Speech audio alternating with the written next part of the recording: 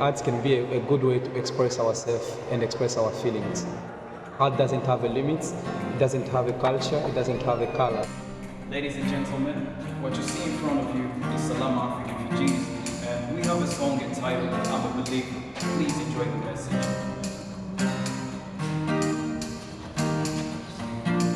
We grew up seeing the army groups using guns in the front line. That's why we are using art on the front line. So my goal is to change those ideas and make the young children the future leaders, plant something into them. And art is something that you can plant into the youth and make them creative and change their ideas.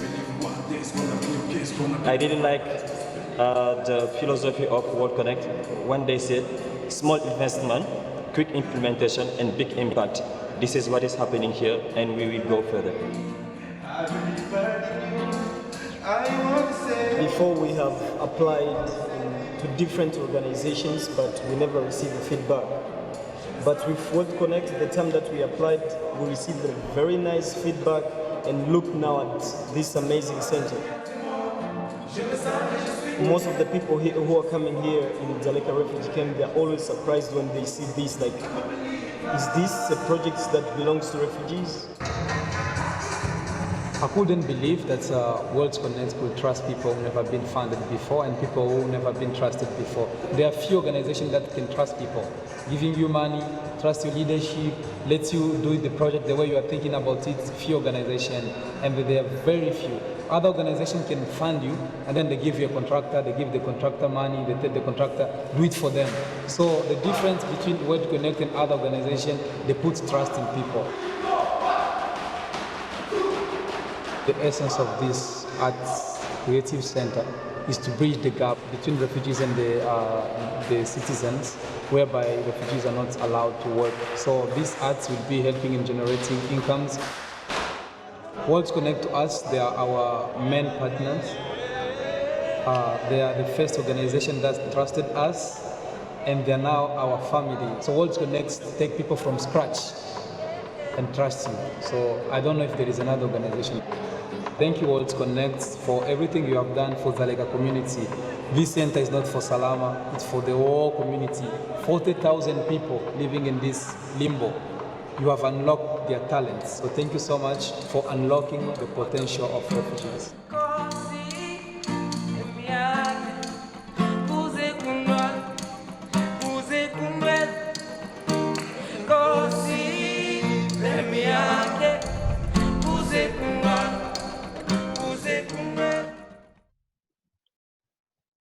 Hello, I'm Sasha Nicole, and this is Pamela Nathenson, the Executive Director of World Connect, and Frank Charles Kasonga, who serves as the Community Manager in Malawi. Today, Pamela and Frank will share with us about the work that World Connect is doing in several countries worldwide to support community-led initiatives that empower the local people to utilize their own capacity towards developing their communities. I'm sure you will find the impacts of this work to be very inspiring. So thank you both for joining us today. Before we dig into the nuts and bolts of your work, could you just tell us a little bit about your roles in the organization? Sure, I'll start. I'm Pamela Nathenson, Executive Director. I am the Executive Director of World Connect US. Our operation is based in New York, and we have been around for over 10 years trying to get funding into the hands of local leaders across the globe who have the best insights and perspectives on what they need to help their communities grow and develop. My background is in global public health. I have a master's degree from Boston University and have been running this organization for 9 years. Before that, I was with the New York City Health Department and feel really committed both to the elements of the work that we do that touch on development and community progress, but also on the social justice elements of trying to ensure that communities around the world become the leaders of their own development that they really should be. Excellent. Thank you, Sasha, for that question.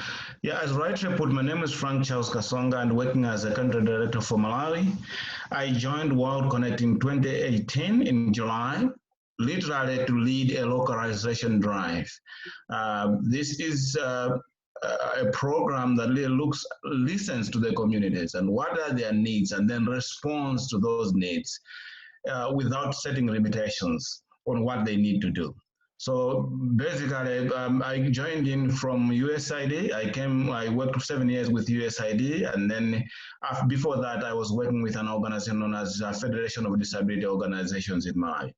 So as in World Connect, my role is here is to be the front of the program, because it's local drive, and I'm a local person in Malawi also implementing the programs with the local people in Malawi. Okay, thank you for sharing that, both of you. Can you tell us a little bit about the philosophy and the vision that guides your work at World Connect, and why that matters to your implementation of it? Yes, I mean, I'll just start briefly, and like I already said and Frank echoed, there is a very, very important shift now, I mean, which has been underway philosophically for a while, but the very strong push to localize development aid. The idea is that communities for too long have been secondary actors in their development. A lot of NGOs or governments have sort of come in directing communities to do the development as they have planned it out. Communities don't necessarily have skin in the game. They don't have their own stake or investment. And we believe development can be done more effectively if communities are in the lead. So we are trying to work through a global network of field agents who help us source extraordinary project leaders with great ideas that can be done quickly. Our projects on average are about $4,000 US and take on average about 10 months to implement, and give the communities not only that development advancement, but also the confidence that they can design and lead important projects that can transform their communities. Got it. Okay. Just in addition to that, Sasha, there's a principle: if it doesn't come from you, you don't have vested interest in it. Yeah. So what that simply means is because development has always come from the top, going to the bottom, the communities have really neglected those kind of interventions. At the end of the day, within a specified period, those projects have ended up being not sustainable. So as World Connect, we are coming in to ensure that we give the opportunity and space for participatory engagement, not only attending at there, but when they engage, they sit down and design their own projects and then choose who is going to be the lead in terms of implementation. We have seen over the last 2 or 3 years that we have worked in Malawi, that by just opening up that, we create space where women and young people are becoming leaders of their own communities. We have open space where communities have really sustained their interventions because they have invested even something in those projects. So in essence, in short answering your question, our philosophy is groundbreaking because it gives opportunities to women, it gives opportunities to vulnerable groups to speak about what they need most. And it has ended up solving long-term challenges within their communities. Mm-hmm. Excellent. I love the philosophy and I'm behind it 100%. How long has World Connect been an organization, and what prompted the idea? We've been around for about 15 years. We started with more of an exclusive focus on maternal child health in the Dominican Republic and pivoted about 10 years ago when it became very clear that through some experiences working with the US Peace Corps, that communities, even though they were very much in harmony with their Peace Corps volunteers and the projects volunteers were sent to do in communities, the communities had their own ideas, and we were able to work with Peace Corps volunteers to fund those sort of secondary project ideas. And we looked at the data that was coming back from these secondary projects, and it was extraordinary. I mean, they were all getting done on time and providing great value to the community. So we decided to shift the organizational model about 10 years ago. I came on 9 years ago to sort of lead this kind of shift in our approach and philosophy. And since then, we've funded hundreds of projects across 40 countries. To date, we've funded 1,750 projects across 40 countries. And 95% of our projects report achieving their success. And we visited, I think, over close to 40 to 50% of those projects in Malawi, where we were able to get a USAID grant for 3 years to bring on Frank and to work there exclusively. We have, I'll let him share the success story, but there we've managed to be able to visit nearly all of the projects and validate that success level. So we believe from our data and the work that we've done over the years that not only is this an important philosophical shift, it's an effective shift, and we have seen consistently high rates of project goal achievement. Over 95% is really our average, and we feel like that's a huge validation of our model and our approach. Yeah, it definitely speaks to what just Frank said a minute ago. When the people, when they have a stake in it and they have ownership in it, they'll make sure it gets done. So, yeah. Did you have more to say about that, Frank, in terms of what Pamela just said? Just to add that while World Connect has been there for those years, I think in Malawi, as I mentioned earlier, we've been here for close to 3 years now. And in those 3 years, we have launched 177 projects.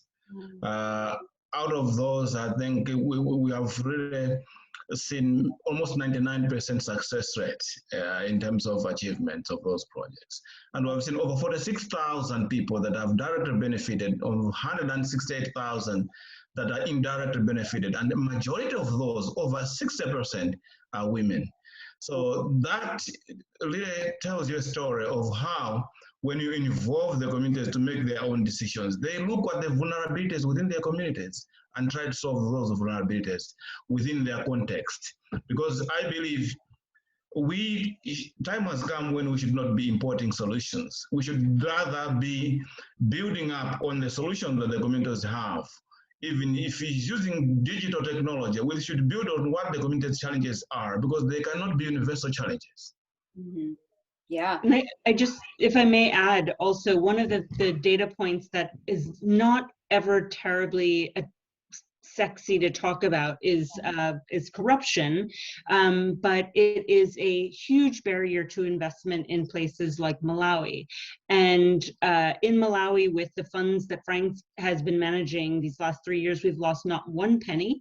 And broadly in our World Connect portfolio, we've of the $7 million we've invested over the years, we've lost just 0.7% of that, and to fraud or theft. And I think that is super important in this context, because it shows the effectiveness of our monitoring systems, and it shows the sort of level of investment that communities have. And I think it's not something that people talk about a lot, but I think it's a very important data point to show the effectiveness of this approach. Yeah, I think it's really crucial, because there can be some distrust in this field, and people are hesitant to donate or to invest because they don't always know, is their gift or their investment going to be utilized effectively in the way that they intended it to. So I think that's a really powerful data point. So thank you for bringing it up. Yeah, no, that's fantastic. Can you tell us a little bit more about the services that World Connect offers to the community lenders or leaders that you fund? Okay, Frank, so, do you want to take that one? Yeah, so there are a number of services that we provide as an organization. Yeah. Number one, I think you rightly said that the community leaders that we work with. So I should just open up that we have two types of leaders that we work with there. We have what we call the established field partners, and these are really the leaders that are either well-trained already within their spectrum in different fields, but also they have a deep root of engagement with the particular communities. So they understand the communities they work with well. And then the second level is where, when they go in that community, the community will choose one leader, whether male or female. We normally like to be women, but they will choose those leaders. And in a way, when those are chosen, then we provide the services. One of them is that when we ask them to submit the application for proposals, before they actually do that, we provide a training. So this training is called project design training. It's SS building, not building rather, but strengthening their knowledge, the existing knowledge, because they already have their knowledge. But we need to strengthen that knowledge to ensure that they have enough skills how to engage the community, to bring them together, to mobilize them, and which tools they can use to really generate projects that are accepted by everyone within that particular community and grouping. So we train them in that, and when they go back, they do engage, and when they're successful, then we bring them back again into a training. Now, what are the basics of project management? And these are people, some of them that have very little education, but when we use local languages and train them, we empower them and they become very big catalysts of development in their areas. So we train them in monitoring and how do you do community monitoring, group monitoring of the group, of their own project. We do, how do you do a simple reporting? And one thing that I've mentioned, that one of the best solutions that we have provided as World Connect is to be very simple in our reporting, to be very simple in our application process, to be just simplify everything, leave it to them that they should provide the information they have, other than demanding too much information that then at the end of the day will scare out the communities to come back to us. So those are some of the services that we provide in a very flexible and open manner, because we listen to them. We change every system every time. When they look at us and tell us this is not working, we will always refer back and change, because we want to be responsive to their needs and aspirations. Sure. If I could just add that I would, Frank's right that we provide all of those sort of services, but those aren't necessarily our package of services that we push out. Those are supportive, kind of reflexive kind of services. We are at our core listening to the project ideas that communities have and want to achieve, and our support services kind of nurture them on the road to success. So we're backing their ideas, we're evaluating their plans and their proposals and giving them some technical assistance and support along the way. But we are not necessarily producing and providing a package of services for anyone, because our fundamental philosophy and belief is that communities know what they need. They know what it's going to take to succeed. They might just need a little bit of technical support along the way, as Frank was describing. Yeah, and as I understand it, World Connect focuses on funding capacity, not building it. And so could you say a little bit more about that specifically, kind of as a lead in to what you just mentioned? And yeah. In light of that, how can you be sure that what you're funding is viable and will be sustained long term? It's a big philosophical question. I think that the industry has shaped perception in the funding community about the absence of capacity. Because there is not infrastructure or there aren't systems that look like systems elsewhere, that means there isn't the capacity. And that is not true. There's a lot of other reasons behind that are sort of too big for this conversation, but we don't believe that to be fundamentally true. We believe that capacity exists. It only needs to be discovered and funded, and that the capacity, increased capacity, comes from the funding. Start with the funding, give the opportunity, and people learn and grow along the way in the ways that Frank mentioned, that we support that growth. But the capacity development to us sort of is a bit of a ruse for saying that people don't have what it takes to do this, and we just don't fundamentally believe that. Sure. Just to add that, by giving an example, is just to say that, for example, in Malawi, out of the 177 projects that we funded and launched, 70% of those are to new organizations that have never received funding from anywhere else, and some of those maybe 60% have no registrations at all.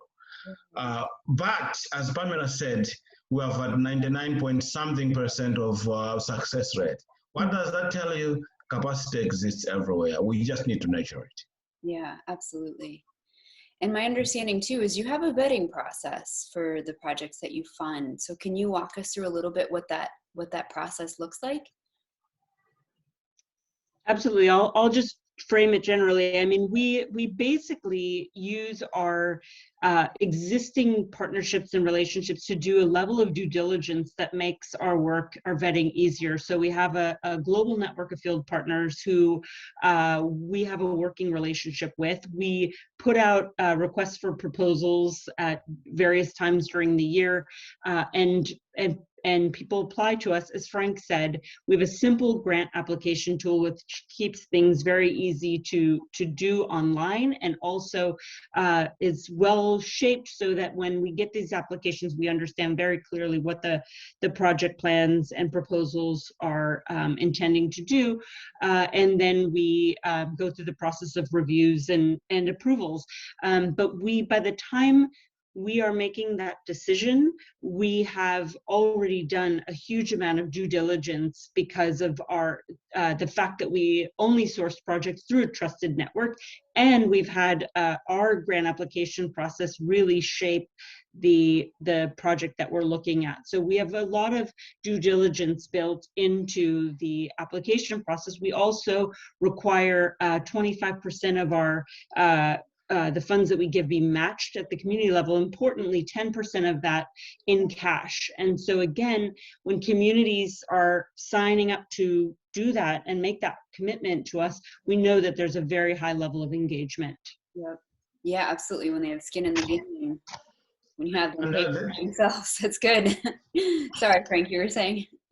Yeah, I was saying, just in addition to that, the biggest due diligence for us that we see is the participatory engagement that happens at the community. Yeah. So when these communities come together, they normally don't have just one issue. They have so many issues that they need to do.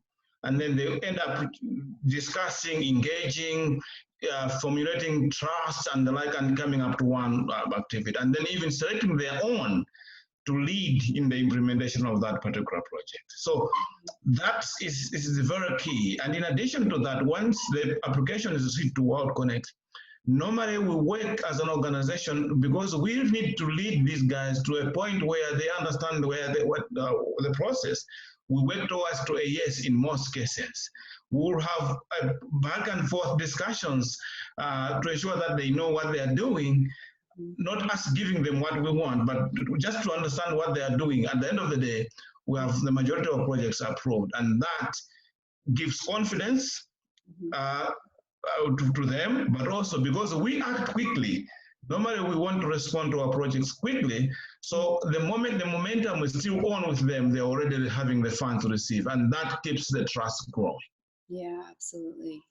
And how do you go about, because you mentioned having several partners, how do you develop those partnerships, or how do they come about for World Connect? We've developed them over the course of the years. We're constantly kind of engaged in dialogues with colleagues and partners in different countries. And I think everybody kind of has their own purpose and mission. And we're somewhat unique, I think, in that there's not as many organizations out there that give catalytic seed capital. And so I think we are a very attractive partner because, you know, some of these organizations that we partner with do a lot of sort of training or in-country service, or they do a lot of deploying of resources on the ground. And for example, we work very closely with the Young African Leaders Initiative that was created by the Obama administration. And they have a wonderful program where they bring a lot of promising young African leaders to the US, do a lot of training here in social impact and business development and social impact business development. And then many of them return to their countries and are really sort of charged up and excited to put into practice what they learned, but there's not that many funders who will give them that seed capital. And so we've had a great relationship with the Young African Leaders Initiative in terms of sourcing projects. And because they have so many sort of regional clusters and they're organized regionally, we've been able to build that very exponentially by just kind of connecting with different hubs of their kind of leadership and building up those relationships by sending out our proposals sort of through their networks. Yeah. Anything else to add to that, Frank? Or maybe just to provide another example of Core Africa. This is more or less like a Peace Corps kind of a program that is designed to work in Africa. So the organization places volunteers in the communities. They stay there for 1 year.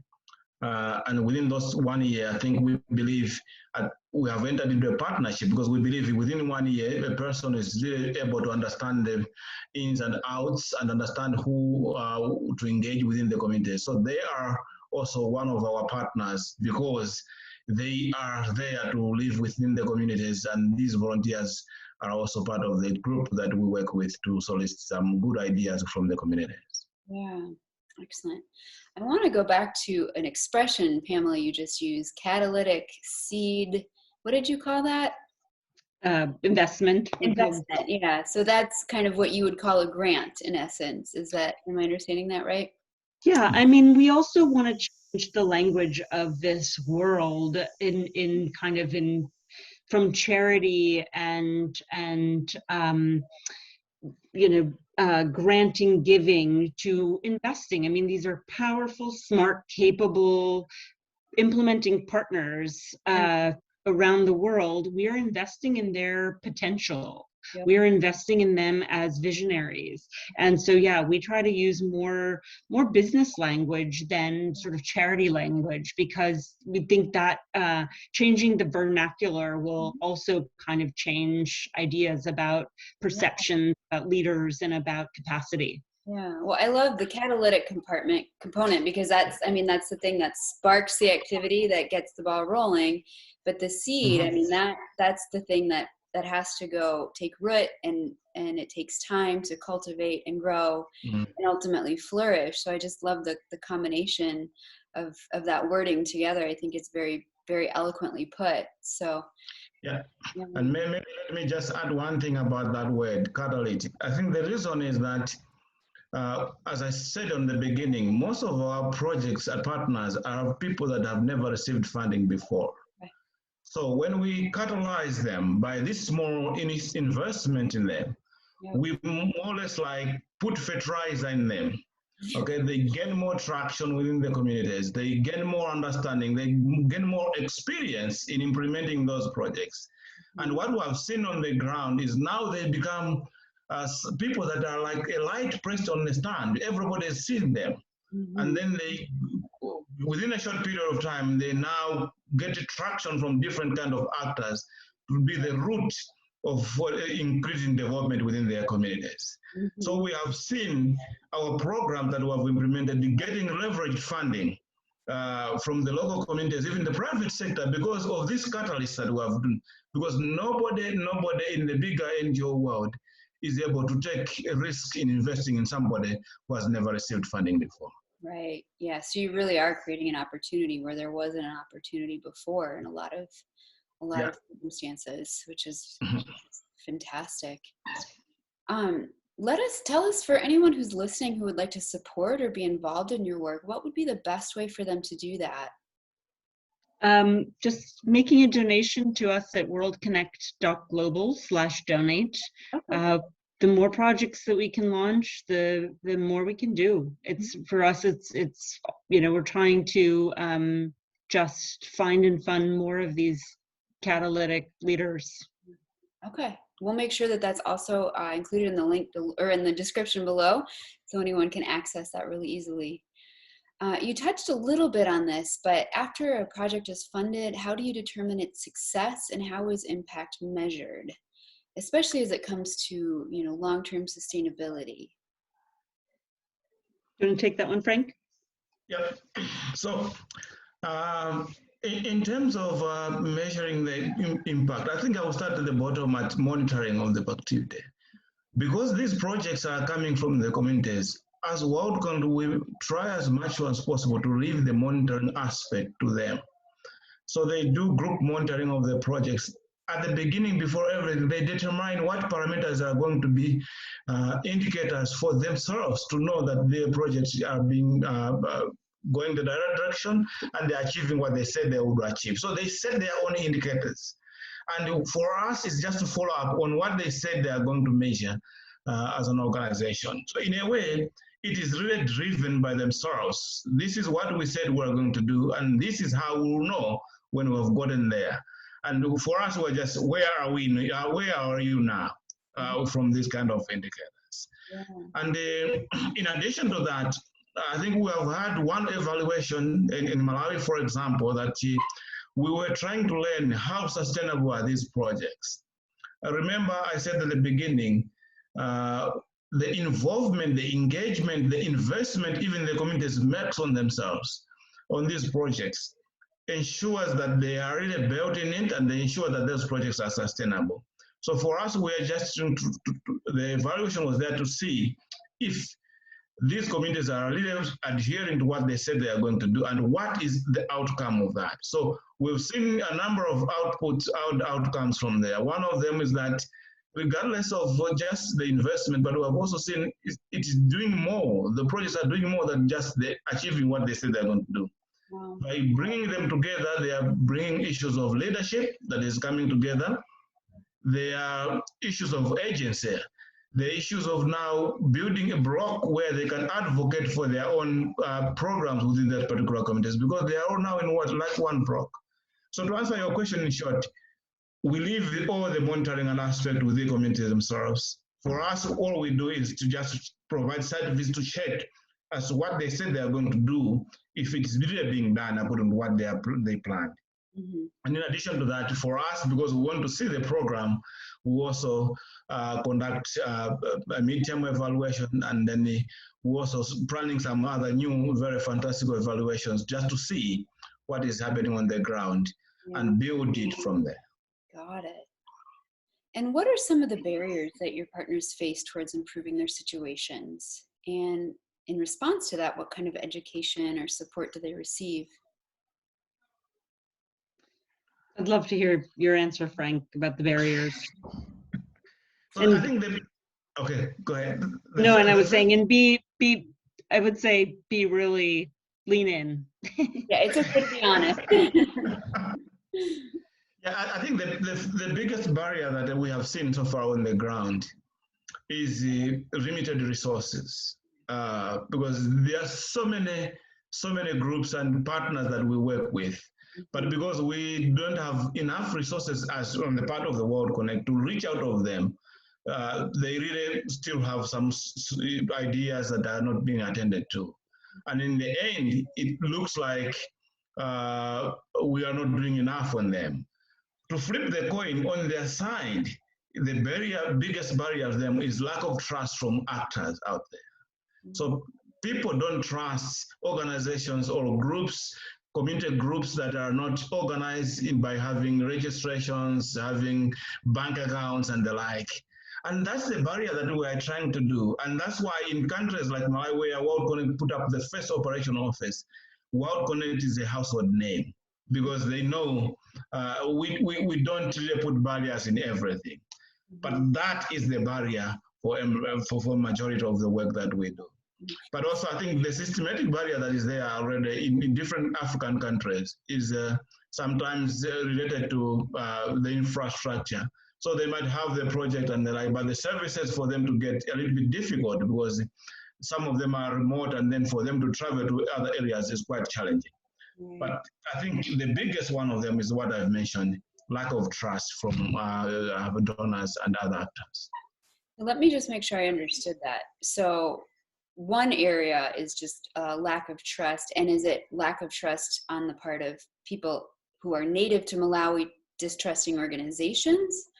Or is it the reverse, where the organizations don't trust the community members because they don't have a bank account, so they don't seem established? Was it exactly one? Okay, so there's this fear that they're not established. If they make an investment, that investment might not be utilized well. That's okay. So that's one barrier, and that makes really good sense.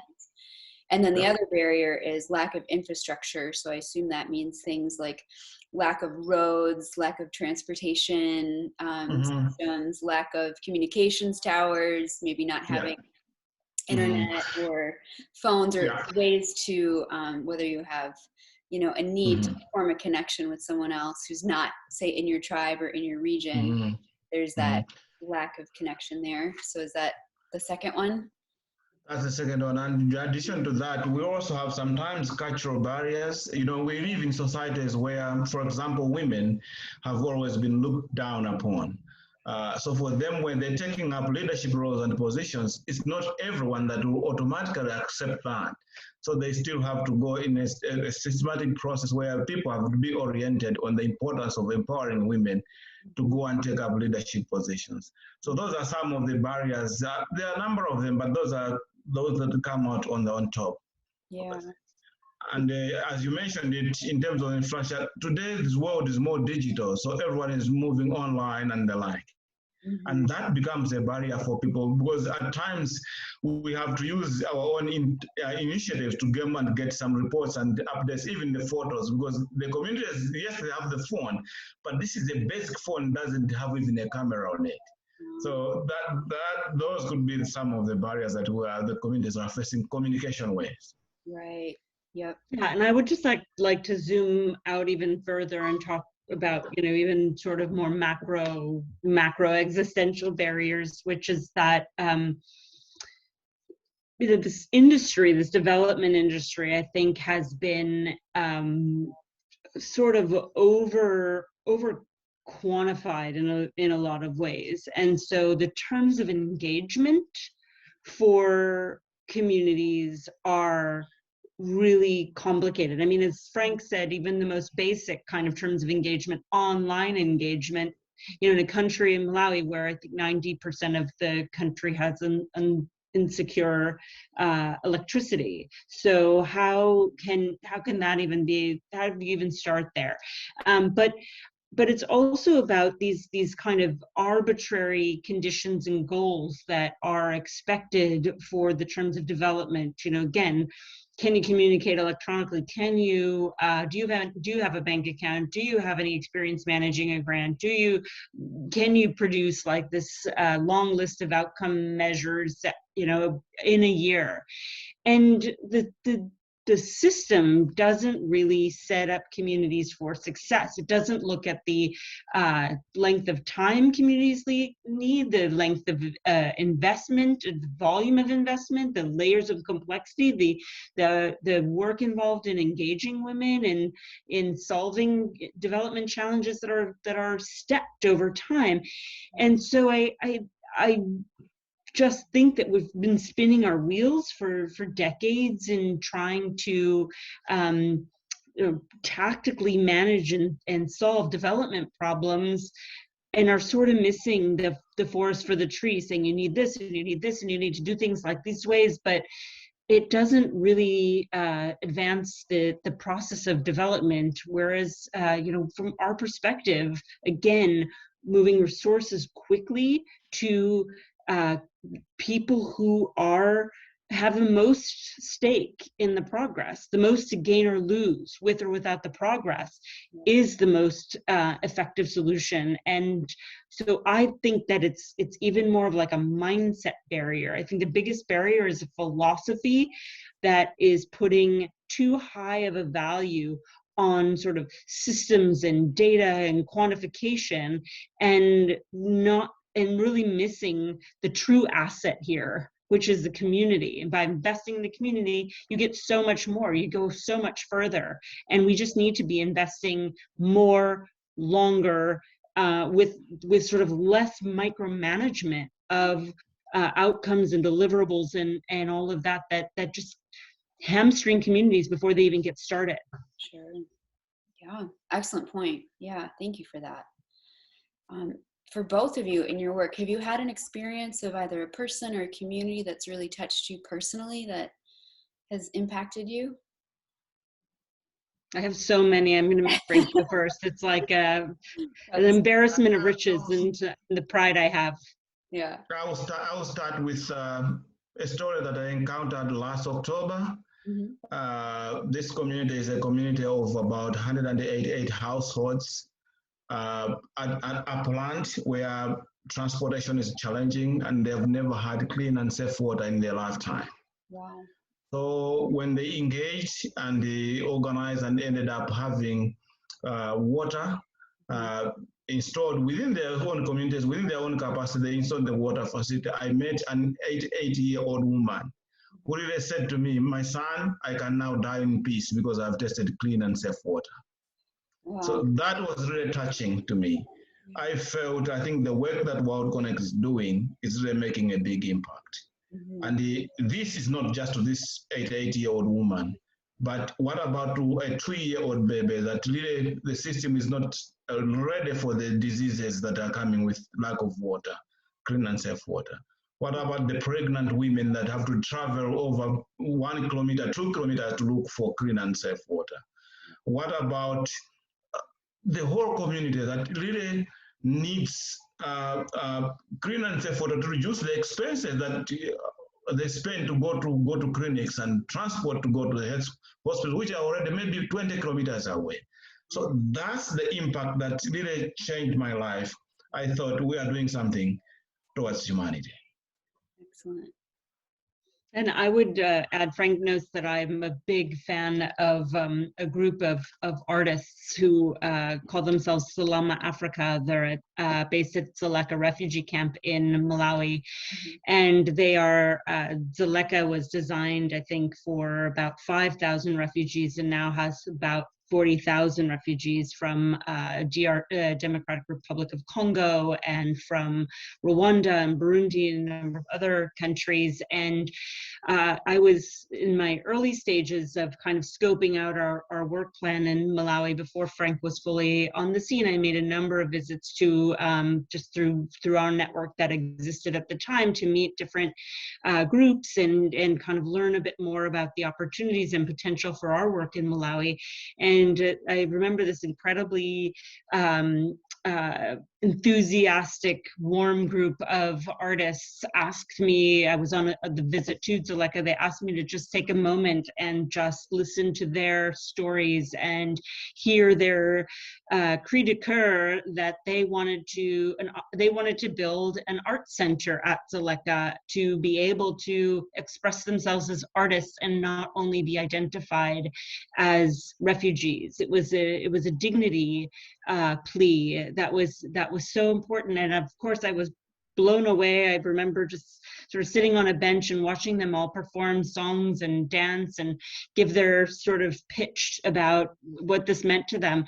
And we've made a number of grants to the group. It has been an extraordinary success story. You drive into Dzaleka now, and one of the first things you see is their art center, and it is designed beautifully. They have so much pride. It's like a place of peace and creativity and collaboration, and I feel so incredibly proud of them. And it was such a message also about listening. They asked for me to listen to their vision and their dream, and I did. And we went through all of our due diligence and processes. We funded them. They achieved their dreams and goals, and from that, a number of projects have come out of that, from sewing and tailoring to they mobilized a great community support response during COVID to provide some essential supplies, and it's been a great partnership and a great project, and I feel incredibly proud of that work. Yeah, I love that. And just in addition to that, they have now established a studio. They are recording music for the fellow refugees within the camp. Wow. So are they still refugees? Are they still in a refugee camp now? That's still their situation.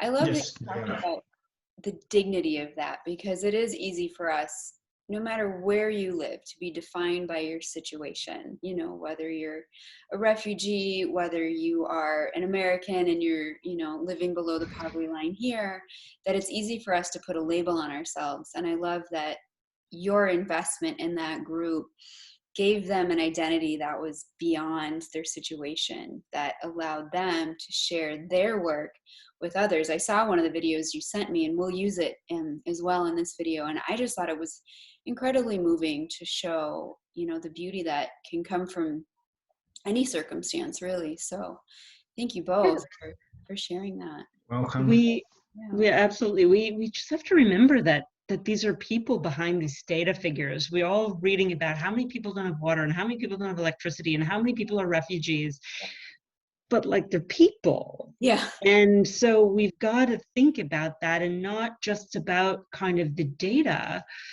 but the humanity. Yeah.